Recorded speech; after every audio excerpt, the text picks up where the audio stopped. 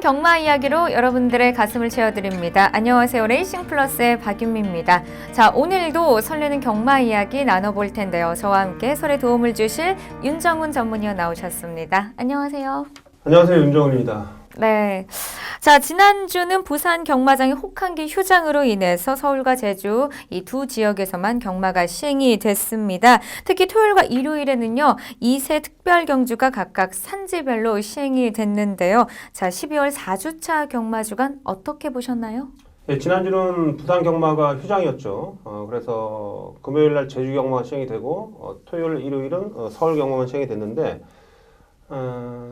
토요일 서울 경마의 흐름은 네. 저배당과 중배당이 골고루 나오는 그런 흐름이었습니다. 그래서 일반적으로 그렇게 아주 큰 혼란은 없었는데 일요일은 정말 저희 전문가들이나 팬 여러분들이 접근하기 상당히 까다로운, 다시 말씀드려 적중하기 아주 까다로운 배당이 연속적으로 쏟아지면서 역시 그 2016년도 마지막 경마일답게 혼전일색으로 마무리가 되었던 지난 한 주였습니다. 네, 맞습니다. 말씀하신 것처럼 서울 지역은 2016년의 마지막을 장식할 만하게 약 이틀간 30개의 경주가 시행이 됐습니다. 자, 그렇다면 금주에 펼쳐질 12월의 마지막 경마 주간은 또 어떤 흐름으로 진행이 될까요? 이번 주는 금요일은 제주 경마가 9개 경주가 시행이 되고요. 부산이 8개 경주가 시행이 됩니다. 또한 토요일은요. 부산 경마만 총 15개 경주가 시행됩니다. 그러면서 이제 1월 1일은 다 휴장이 되죠. 1월 1일은 경마가 시행이 되지 않고 부산에서 토요일날 12경주에서 2세 혼합 특별 경주가 있습니다. 또한 13경주에서 이어서 통합 상간마 배출 기념 특별 경주가 이어지는데 그 통합 상간마 배출 기념 특별 경주가 상금이 또 1억 7천만 원이나 돼요. 그래서 상당히 좀 큰 상금인데 좀 굵직굵직한 또 이런 재미있는 그런 경주들도 좀 있어서 약간 그 2016년도 마지막 경마일인데 상당히 좀 흥미로운 좀 그런 경마일이 좀 되지 않을까 이렇게 보고 있습니다.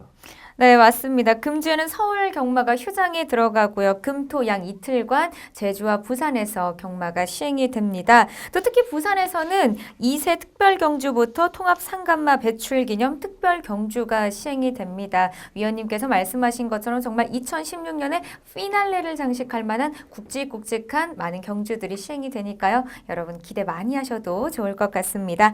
자, 그렇다면은 지금부터 레이싱 플러스 첫 번째 코너부터 시작해 보도록 하겠습니다. 지난주에 시행됐었던 경주 중에서 가장 주목해야 할 경주를 알아보는 주간 베스트 레이스 코너입니다. 지금 바로 시작합니다.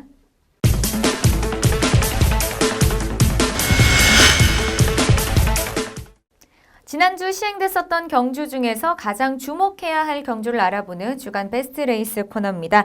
자, 오늘 첫 번째로 분석해볼 경주는요. 25일 일요일에 시행됐었던 서울 15 경주입니다. 자, 1등급 1400m 핸디캡으로 펼쳐진 경주였었는데요. 먼저 선정하신 이유부터 함께 들어보도록 하겠습니다. 예, 지난주 마지막 1호 경마 마지막 경주에서 또 배당이 또 양상이 되면서 마무리가 됐는데 그 경주에서 우승했던 마필이죠. 마이티잼이라는 그런 안말치고는 엄청난 근성을 지니고 있고 또 막판 탄력이 정말 대단했었는데 역시 마이티잼을 우리가 언급하지 않고는 뭐 넘어가기 힘든 그런 경주입니다. 그래서 이 마이티잼의 경주력을 다시 한번 여러분과 함께 한번 되짚어 보고자 15경주를 선정을 했습니다. 네, 마이티즘은 작은 체구의 안말에도 불구하고 1등급 경주에서 꾸준히 입상하고 있습니다.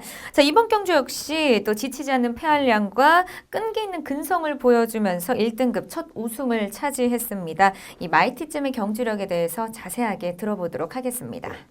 이 마이티잼이 그 하위군에 있을 때 연속해서 연승을 달렸던 적이 있습니다. 네. 그래서 당시 그때 모습을 보면서 역시 안말이지만 엄청난 근성을 지니고 있었다는 것을 그 시점부터 어느 정도 이해를 우리가 좀 알고 있었는데 네. 근데 이제 이 마필이 체격적인 한계가 있지 않습니까? 이 마필이 지금 430kg대에 아주 조그마한 체격을 지니고 있어요. 그러면서 이제 상위군을 올라갈수록 어느 정도 한계점에 부딪히지 않을까라는 그런 우려가 있었는데 그런 우려를 완전히 씻어내면서 최근에 선전을 하고 있습니다. 무엇보다 이제 직전에 11월 20일 날 경삼남 도지사배 대상 경주에서 2000m 경주에서 정말 서울과 부산의 안말 강자들의 아주 치열한 접전 속에서 이 마이티잼은 당시 인기도가 전혀 없었죠. 네. 연승식이 12.2배로 거의 뭐 최하위권의 그 인기도를 좀 얻고 있었는데 전혀 주목을 못 받았던 마필인데 당시 모습을 보면 뭐 초반에 역시 뭐 맨 후미에 밀려 있었습니다만 코 3, 4코너를 돌면서 또 외곽을 좀 돌면서 전개가 뭐 전혀 전개도 따라주지 않고 아주 불리한 전개를 펼쳤음에도 불구하고 직선에서 상당한 그 막판 대시를 하면서 3착을 차지했는데 뭐 미즈마고가 우승을 한 거는 이변이 아니죠. 인기 1위 마필이 우승했기 때문에. 그러나 그 당시에 이 경상남 도지사배에서 이 마이티잼의 3착은 3위의 성적은 그야말로 이변이었고 뭐 삼복승식, 삼쌍승식의 배당을 양상을 했었는데 그때부터 요거 마이티잼이 뭔가 좀 남다른 능력이 있구나라는 걸 느꼈습니다. 당시는 56kg의 또 부담장을 지니고 뛰었는데 네. 이번에 그 12월 25일 날 마지막 경주에서 인기를 얻을 거라고 생각을 했어요. 근데 이제 한 가지 제가 조금 불안하게 봤던 거는 이게 이번에 또 앞말 간의 경쟁이 아니라 쟁쟁한 순말들 간의 경쟁이었고 네.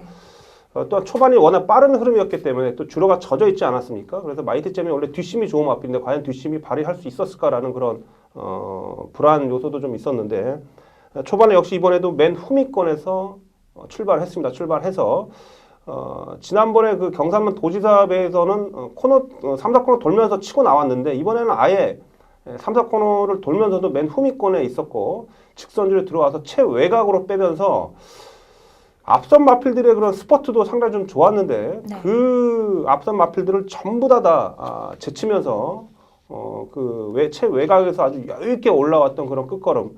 그것도 또한 이 김혜성 기수의 여성 기수와 또 호흡으로 이렇게 좋은 모습을 보였는데 역시 뭐 대단한 스포츠였다. 아마 그 우승을 보면서 많은 경마 팬 여러분들이 정말 경마의 진수를 아마 느끼시지 않으셨을까 이렇게 판단을 하고요.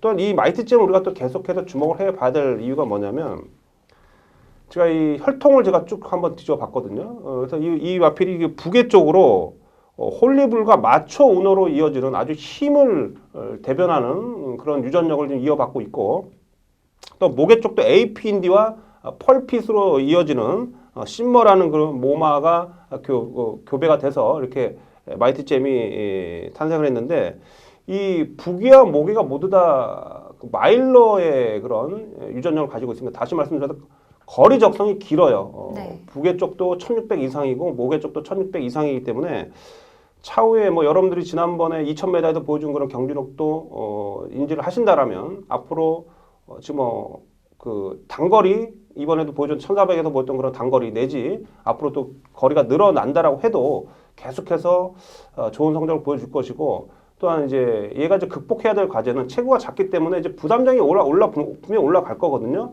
이번에는 부담장이 좀 낮아졌었는데 근데 제가 봤을 때는 아직까지는 56kg까지는 극복할 가능성이 있다고 봅니다. 그 전에 56kg를 달고서도 좋은 모습 보였기 때문에. 근데 그 이상으로 올라갔을 때 만약에 이 마이티잼이 57kg를 달았을 때 과연 어떤 모습을 보여줄 수 있을지 향후에 마이티잼이 과연 이 높아지는 부담점을 어떻게 극복을 해야 될지 이 부분만 우리가 좀 눈여겨봐야 될 대목인데 그 이전까지 56kg 전까지는 제가 봤을 때는 지금 현재 경기력이라면 네. 연속해서 좋은 모습이 이어지지 않을까 이렇게 판단을 합니다. 네, 맞습니다. 뒷심이 참 좋은 마이티잼입니다. 2017년에도 좋은 활약 보여줄 수 있도록 기대 많이 해보도록 하겠습니다.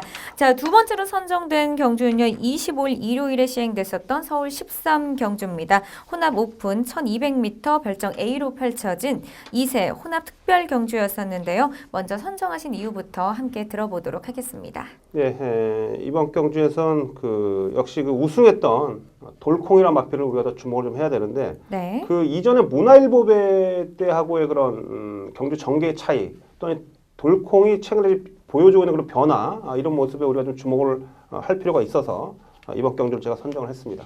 네, 맞습니다. 아무래도 이번 경주는 2세 또 혼합 특별 경주였기 때문에 2017년에 외산 강자로 어떤 말이 활약할 수 있는지 우리가 눈여겨볼 수 있는 그런 경주였습니다. 자, 우승은 경주 전부터 가장 큰 인기를 모았던 41조의 돌콩이 차지했습니다. 자, 우승을 차지한 돌콩의 경주력에 대해서 함께 풀어보도록 하겠습니다. 우선 이 돌콩이란 마필은 상당히 좀 다부진 체격을 지니고 있어요. 목이 좀 약간 좀 짧은 듯한 인상도 있긴 한데 네.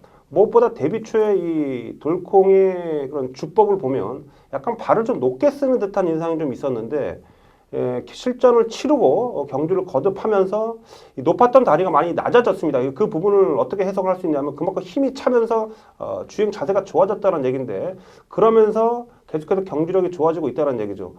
직전에 문화일보배 재상 경주에서 뭐 당시도 상당히 좀 어느 정도 관심을 좀 받았었는데 근데 당시에 그 경주력을 보면 초반에 스타트가 밀렸고 당시 이찬호 기수가 기승했었는데 초반 스타트가 밀리고 또 외곽 전개를 하면서 상당히 좀 전개가 완전히 꼬였습니다. 네. 완전히 그 다른 상대 마필에 비해서 경주 전개가 상당히 많이 불리한 그런 상황 속에서 그런 가운데서도 막판에 올라왔던 추입 탄력이 또 상당히 좋아서 준우승까지 했는데 지난 경주에 그런 불리한 전개 조건에서 그런 극복을 하면서 어쨌든 입상을 차지했다는 그 부분 하나만 놓고 봐서라도 이번 경주에 정말 선전이 기대를 할 수밖에 없었던 이런 상황 속에서 이번에 문세영 기수가 기승을 했습니다. 게이트가 외곽이었습니다만 문세영 기수가 지난번에는 이찬호 기수가 전개적인 실수가 분명히 있었습니다만 이번에는 초반 스타트도 어느 정도 잘 끌고 나오면서 아주 우리가 일명 꽃자리라 그러죠. 네. 선두권 바로 뒤에 최적 전개를 할 수 있었습니다.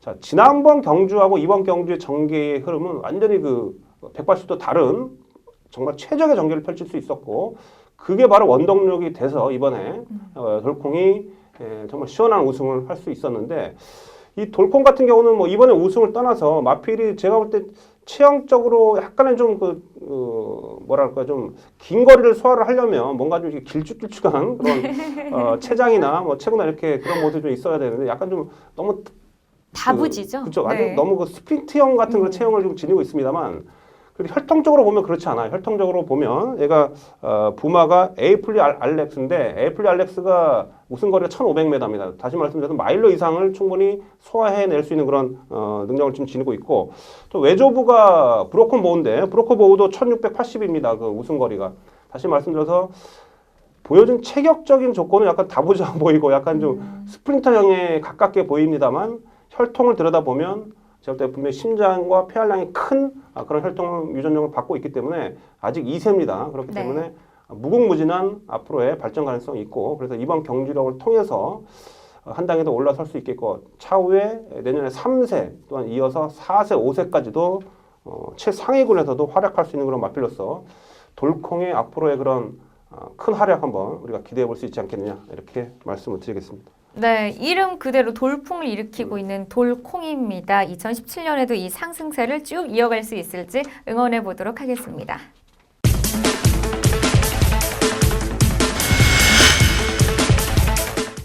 이번 시간에는요, 금주에 펼쳐질 경주 중에서 가장 큰 배당이 형성될 경주를 미리 알아보는 고배당을 찾아라 시간입니다. 자, 첫 번째로 살펴볼 경주는요, 31일 토요일에 시행될 부산 15경주인데요. 자, 먼저 경주 조건부터 사전 인기도 그리고 선정 이유까지 함께 들어보도록 하겠습니다. 이번 부산 마지막 경주죠. 네. 1등급 1,400m 핸디캡 경주입니다.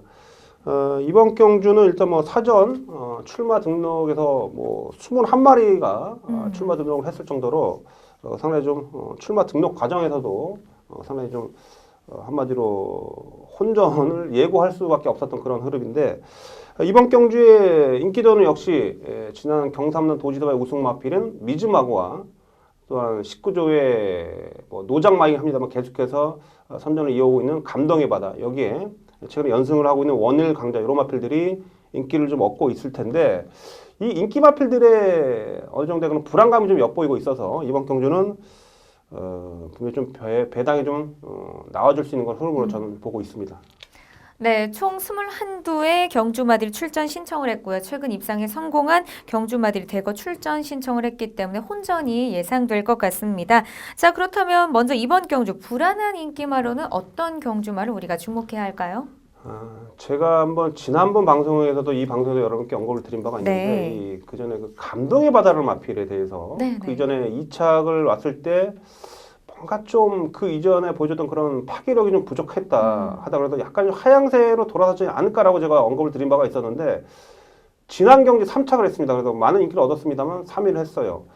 이제 감동의 바다는 제가 봤을 때 여기서 더 경주력이 올라서지는 않을 것 같아요. 이제 이 상태인데 제가 봤을 때는 어느 정도 감독의 바다가 최근에 좀 뭔가 좀 약점을 보여주고 있는 그런 부분 속에서 이번에도 부담점이 많이 높죠. 60km인데 뭐 250km 기승에서 감량 이점을 받긴 합니다만 어쨌든 이 감독의 바다는 제가 볼 때 약간의 최근에 경기력 자체는 좀 주춤해 보인다라는 이런 부분. 네. 그러니까 상대들한테 그런 약점을 좀 제가 볼 때는 노출시켰다는 그런 부분이고 또 한 대의 인기권에서 원일 강자도 상당히 좀 많은 주목을 좀 받고 있을 텐데요. 역시 뭐 최근에 좋은 모습을 연속해서 보여주고 있습니다. 그러나 이제 원일 강자도 이제 국내산 마필로서 이번에 약간 좀 버거운 상대를 맞이하지 않았느냐. 상대적으로 최근보다 분명히 상대가 좀 강해진 그런 측면이 있고 연속 우승을 하면서 어느 정도 제가 볼 때 힘 소진이 분명히 컸다고 봅니다. 그래서 이번에는 직전하고 동일 경주 거리이긴 합니다만 좀 버거운 상대 속에서 원일 강자는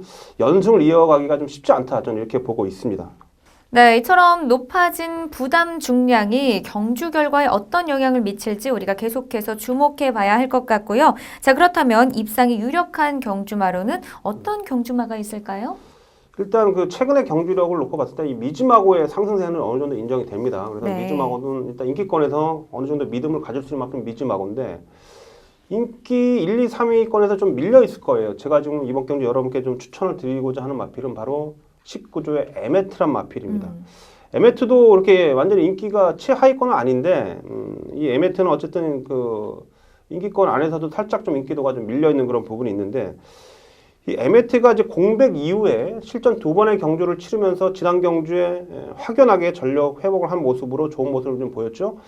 근데 이제 이마필이 이번 경주를 준비를 하는 과정이 너무나 좋습니다. 지난주에 그 그랑프에 출전하는 트리플 라인하고 아주 강하게 병합을 트리플 라인에 파트너를 해주면서 아주 강한 병합으로 트리플 라인하고 어느 정도 트리플 라인한테 조금 밀리긴 했었습니다만 네. 그래도 어느 정도 어깨를 나란히 하면서 견줄 수 있을 정도로 트리플 라인하고 병합을 잘했고 이번 주에 훈련할 때 모습을 보면 이번 주에 이번 경기 동반 출전하는 감동의 바다하고 훈련을 하는데 감동의 바다를 안쪽에 넣고 외곽 쪽에서 따라가는 이 에메티의 그런 걸음걸이가 상당히 탄력이 좀 더 앞서 있었던 그런 모습, 좀 더 여유가 있었다라고 말씀을 드릴 수 있겠고 또 월요일로 이어지는 훈련에서 월요일 날은 이제 혼자 이렇게 훈련을 하는데 네. 그 스피드라든지 강하게 놔줬을 때 그런 스포 탄력 이런 부분에 있어서 직전 이상으로 지금 경기력이 올라온 그런 모습입니다. 지금 상대적으로 어느 정도 그 상대 마필들이 지금 최근 보여주는 그런 부분, 경주력이라든지 상대 마필의 그런 기본 능력에 비해서 약간은 에메트가 좀 능력 자체가 조금 저평가될 수 있긴 합니다만 지금 보여주고 있는 에메트의 컨디션은 최근 들어서 제가 볼 때 가장 좋은 컨디션을 보여주고 있기 때문에 그 어떤 인기 마필보다도 이 에메트의 경주력이 이번 경주에도 상당히 뛰어난 그런 모습을 보여줄 수 있을 것이라고 판단이 들어서 이번 경주 우리가 이 19조가 아마 19조 2조 중에 감동의 바다 쪽에 아마 인기도가 쏠린다라면 저는 오히려 역으로서 이 에메트 쪽에 좀 더 관심을 가져야 되지 않겠느냐. 지금 워낙 이제 컨디션이 좋기 때문에 이 말씀을 드리겠습니다. 네, 맞습니다. 직전 1등급 경주에서도 우승을 차지한 에메트가 이 상승세를 이어갈 수 있을지 응원해 보겠고요. 자, 이어서 한 경주 더 살펴보도록 하겠습니다. 두 번째 선정된 경주는요, 31일 토요일 13경주입니다. 통합 상관마 배출 기념으로 시행되는 특별 경주인데요. 먼저 경주 조건부터 사전 인기도 그리고 선정 이유까지 함께 살펴보도록 하겠습니다. 예. 특별경주치고는 상금이 너무 상당히 높죠. 이게 네. 그 마주협회 그 부산 마주협회 기념 하여튼 이런 타이틀도 좀 있어가지고 이래저래 좀 상금이 좀 높아진 것 같습니다. 특별경주치고는 1억 7천인데 우승 상금이 그렇기 때문에 지금 상당히 각 마방에서 이 큰 상금을 위해서 아주 총력전을 펼칠 수밖에 없는 그런 경주 속에서 분명히 어느 정도 제가 볼 때는 좀 배당의 가능성도 있습니다. 왜냐하면 그 워낙에 다들 열심히 해보고자 하는 그런 상황 속에서는 분명히 정계적인 변수가 따를 수 있거든요. 그래서 그런 부분 속에서 이번 경주는 어느 정도 그 제가 볼 때는 인기도를 봐도 사전 인기도를 보면 역시 뭐 오뚜고뚜기가 가장 많은 인기를 얻겠습니다만 다른 상승세 마필들이 워낙에 많습니다. 그래서 기본 배당도 높게 형성이 됩니다. 제가 봤을 때. 그래서 이번 경주는 필연적으로 뭐 중배당 이상의 상당히 좋은 배당은 나와줄 것이다 이렇게 보고 있습니다. 네, 맞습니다. 2016년을 또 장식할 마지막 경주이기도 하고 또 말씀하신 것처럼 상금도 높기 때문에 아주 치열한 경주가 예상될 것 같은데요. 자, 이번 경주는 1800m 장거리인 흐름이지만 좀 상당히 빠르게 진행이 될 것 같습니다. 또 출전하는 경주마 중 전력 변화가 예상되는 마필이 있다고요. 한번 설명해 주시죠. 아까 아나운서께서 말씀하신 대로 이번 경주는 오뚜고뚜기가 일단 선행을 이끌어 가는 레이스인데 오뚜고뚜기만큼의 그 초반 스피드를 가진 마필들이 꽤 많아요. 그래서 네. 전반적으로 3, 4코너 올 때까지도 상당히 빠른 전개가 펼쳐질 것입니다. 그러면서 직선에서 그 막판 한 발 싸움이 아주 치열할 텐데 그런 부분에 있어서 제가 봤을 때는 전력 변화를 기대할 수 있는 2두를 제가 좀 뽑아봤는데 첫 번째 제타바이트입니다. 이 제타바이트는 최근에 이 큰 대회, 대상 경주만 위주로 출전하면서 약간 좀 무리한 탓인지 약간 주기가 좀 계속 좀 길어지고 있는데 어쨌든 기본 능력은 상당히 뛰어난 마필입니다. 무엇보다 이번에 유현명 기수가 직접 이제 기승을 할 예정인데 유현명 기수가 이 제타바이트에 기승을 해서 6번을 기승을 해서 5번을 같이 입상을 차지한 그 정도로 좋은 호흡을 보여주고 있습니다. 그런 측면에 있어서 이번에 이 제타바이트가 훈련시 모습도 물론 최근 대비 가장 좋은 모습을 좀 이어오고 있고요.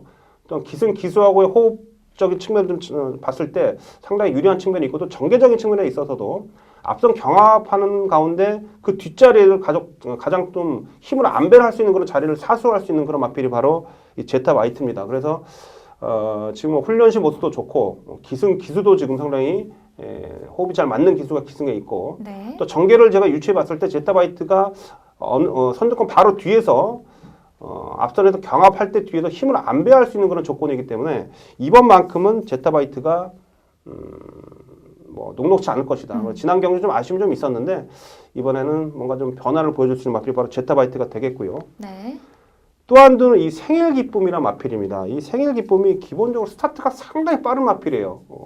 예전에 그 2군에서 1군 올라오면서도 선행 가서 선행으로 경주를 뭐 한 바퀴 시원하게 잡아 들렸던 그런 마필인데 최근에 얘가 스타트 능력이 좀 예전 같지 않은 스타트 능력으로 계속 따라가면서 경기력이 좀 들나오고 있습니다. 근데 무엇보다 제가 이 생일 기쁨을 여러분께 좀 주목을 해보자라고 말씀을 드리는 이유는 이게 이 생일 기쁨이 지난 경주를 준비하는 훈련 과정이 너무나 좋았었습니다. 그래서 지난 경주에 분명히 얘가 변화를 보여줄 수 있을 것이다 판단을 들어서 아마 인기도 좀 있었어요. 얘가 훈련의 변화가 분명히 와 있었기 때문에.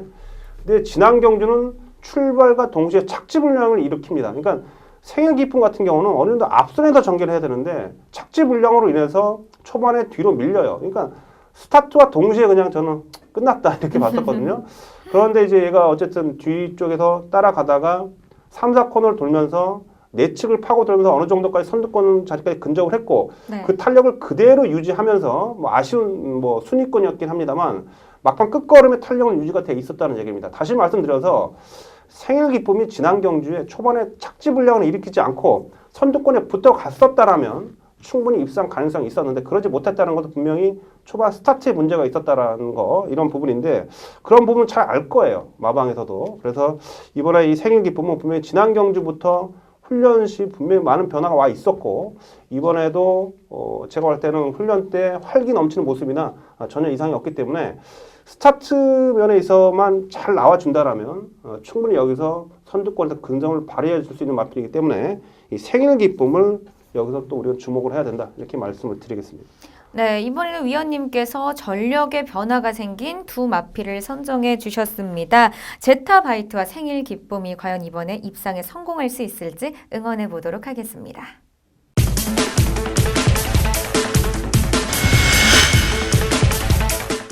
이번 시간에는요, 매주 해설에 도움을 주시는 전문위원과 함께 다양한 경마 이야기를 나눠보는 4인 4색 시간입니다. 자, 오늘은 윤정훈 전문위원과 함께 4인 4색의 이야기를 나눠볼 텐데요. 오늘은 또 어떤 이야기가 준비되어 있나요? 예, 이제 2016년도가 이번 주 경마로 마무리가 됩니다. 네. 그래서 사실 제가 2017년도 시행 계획을 좀 준비를 좀 해보려고 했는데 그 시행 계획이 어느 정도 좀 윤곽은 좀 드러나 있는데 지금 노사하고의 관계가 좀 있어요. 그래서 아직은 발표가 안 되고 아직 수정될 부분이 분명히 있기 때문에 그래서 그 부분보다도 그 부분 차후에 좀 언급을 좀 드리도록 하겠고 이번 시간은 2016년도를 좀 뒤돌아보면서 2016년도에 상당히 좀 재밌었던 또한 우리가 좀 다시 한번 되짚어 볼 만한 그런 뉴스거리 그 중에서 가장 워낙 좀 많은 일이 좀 있었습니다만 그래도 그렇죠. 여러분들과 함께 2016년도를 뒤돌아보면서 한번 되짚어 볼 수 있는 그런 큰 뉴스거리를 좀 몇 개 좀 제가 가지고 나왔습니다. 네, 맞습니다. 이번 시간에는요, 2016 경마계를 아주 뜨겁게 달군 다양한 뉴스들을 한번 살펴보도록 하겠습니다. 자, 어떠한 이야기가 있는지 우리 위원님께서 자세하게 설명해 주시죠. 총 제가 한 7개 경주 정도를 좀 압축을 좀 해봤습니다. 네. 그 중에서 제일 처음으로 좀 우리가 이번 2016년도에 있어서 좀 기억을 해봐야 될 그런 화제의 뉴스거리는 첫 번째는 역시 우리 박태종 기수의 2000승 달성입니다. 박태종 기수가 올해 5월 21일 날 국내 최초 통산 2000승을 달성을 했었는데요. 기수 데뷔 30년 차입니다. 30년 차에 51세 노장으로서 정말 전인미답의 대기록을 세웠었죠. 이 박태종 기수의 통산 개인 2000승의 기록은 아마 지금 그 이후에 지금 문세영 기수가 가장 더 많은 승수를 쌓고 있는데 아마 문세영 기수가 이 기록을 깰 수 있을지는 앞으로 좀 더 주목을 해봐야 되겠는데 네. 어쨌든 당분간은 이 2000승은 깨지기 힘든 그런 기록으로서 또 우리한테 크게 좀 올 한 해 다가온 그런 화제였다, 그 뉴스거리였다 이렇게 말씀드리겠습니다. 두 번째로 우리가 좀 살펴볼 그런 뉴스거리는 올해 7월 1일 날 우리 국내 그 대한민국 경마가 드디어 파트 2로 승격을 했습니다. 2004년도에 우리나라가 파트 3에 진입을 했었죠. 2004년도에 파트 3에 진입을 했었고 올해 7월 1일부로 파트 2로 승격을 했는데 우리나라가 이제 전 세계적으로 지금 매출이 세계 7위입니다. 매출이 세계 7위고 또한 그 국산마 생산이라든지 또 경마 시스템 이런 부분에서 상당히 좀 높게 평가가 됐기 때문에 올해 우리나라 파트 2로 이번에 승격이 됐는데 파트 2의 승격을 떠나서 아직도 너무나 미미한 부분이 많은데 그런 부분을 좀 더 고쳐 나간다라면 향후 뭐 파트 1까지도 올라갈 수 있는 그런 시기를 좀 단축시키지 않을까라고 보여지는데 어쨌든 파트 2까지 진입하기 위해서 우리나라 이 경마가 노력해 왔던 거는 우리가 높이 평가를 해야 되겠습니다. 그래서 올해 역시 7월 1일 날 우리나라 파트 2로 승격한 이 부분을 제가 한번 또 짚어봤고요. 네. 한번 또 세 번째로 짚어볼 거는 이제 올해 7월 17일 날 달성이 된 겁니다. 7월 17일 날 통합 경주 첫 3관마가 탄생을 했습니다. 바로 그 파워블레이드죠. 우리 파워블레이드가 코리안 더비부터 우승을 하면서 마지막 3관 경주 마지막 관문인 농림축산식품부 장관배까지 아주 여유 있게 우승을 차지하면서 파트 2로 승격된 이후에 상당히 큰 하나의 그런 화제로서 아주 뭐 우리나라 대한민국의 그 경마계를 들썩였던 그런 부분인데 이 파워블레이드 이게 지금 제가 봤을 때 향후에 과연 지금은 이 트리플 라인이라는 그런 국내에서 강자한테 좀 밀려 있습니다만 네. 내년에 이제 4세가 된 이후에 어느 정도까지 성장을 또 해줄 수 있을지 이런 부분이 좀 관심이 드는데 어쨌든 최초의 통합 상간마를 달성했다는 이 부분은 역시 또 우리 경마 역사에 큰 자리매김을 할 수 있는 그런 뉴스다 이렇게 볼 수 있겠고요. 자, 올해는 또 그 파트 2로 승격이 되면서 그 국제 경주를 또 우리나라에서 좀 시행이 됐었는데 그 국제 경주가 제1회 코리아컵 또한 코리아 스프린트컵 이 두 개 경주를 이제 하루에 치렀습니다. 뭐 상당히 좀 국내외적으로 뭐 내노라 하는 그런 마필들 그러나 아주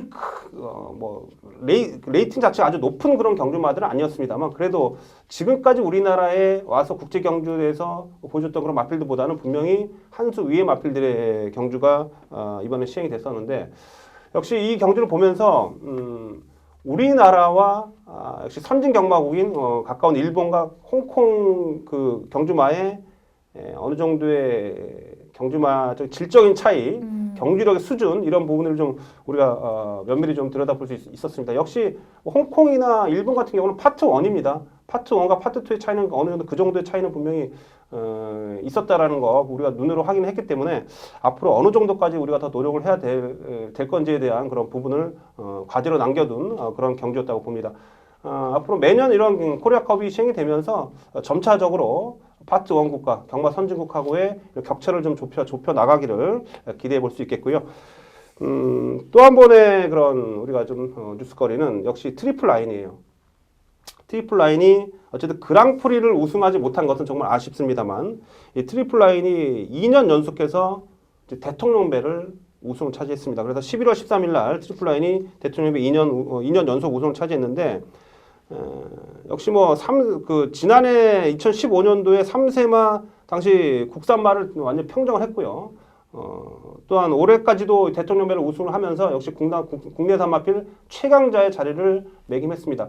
그러나 이제 단지 아쉬운 건 이 그랑프리에서의 그런 아쉬움이죠. 그랑프리에서 역시 크리너 조이한테 덜미를 잡히고 말았는데 어쨌든 그 그랑프리 성적에 상관없이 이제 아마 지금 트리플 라인이 내년도에 지금 두바이 월드컵을 좀 준비를 하고 있다 이렇게 제가 알고 있는데 좀 그 준비 계획이라든지 이런 부분 모든 부분이 차질 없이 잘 이루어져서 지난해 석세스 스토리가 또 두바이 월드컵에 가서 또 많은 이슈가 되지 않았습니까?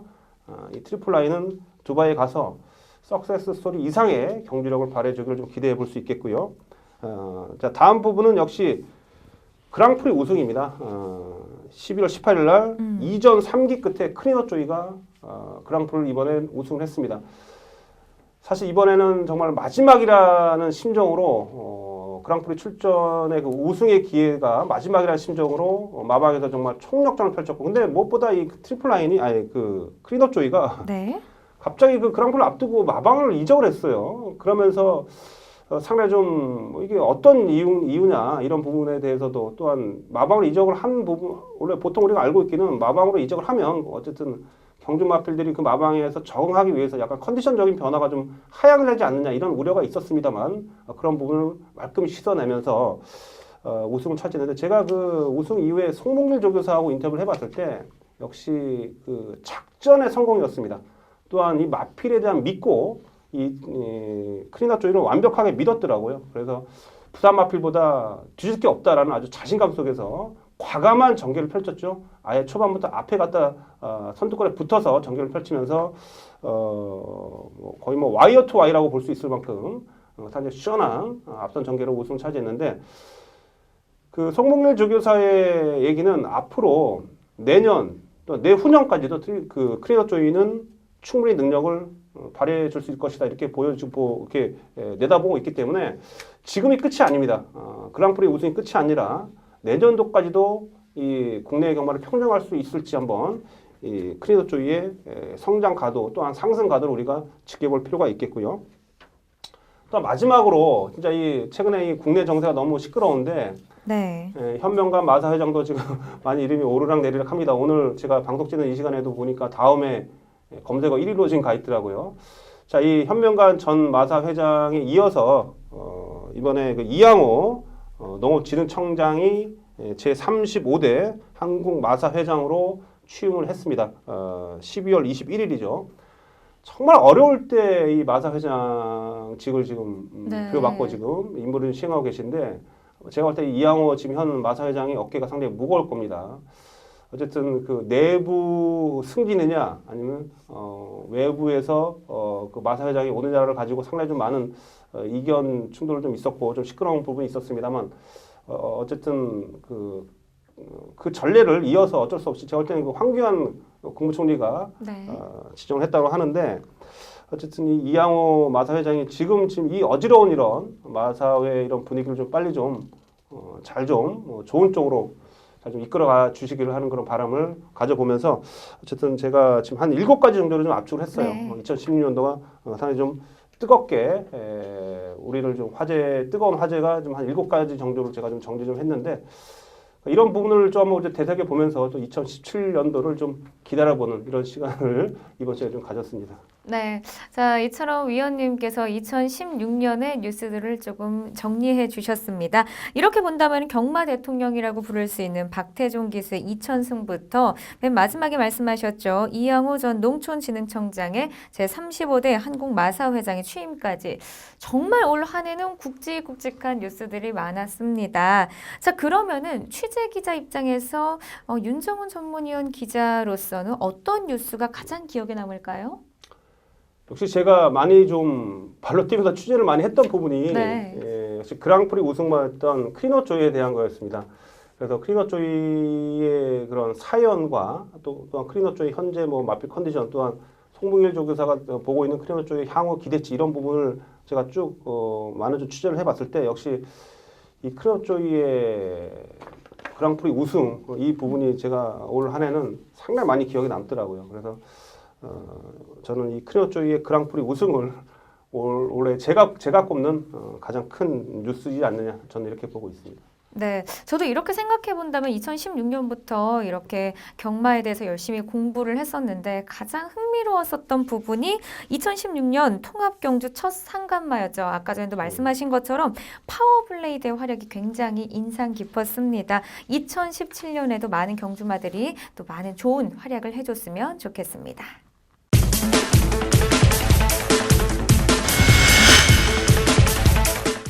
이번 시간에는요, 경마 팬들의 궁금증을 해소해주는 궁금하 맛 시간입니다. 자, 오늘은 어떤 궁금증을 해소해 주실 건가요, 위원님? 아이디가 김유풍님이십니다.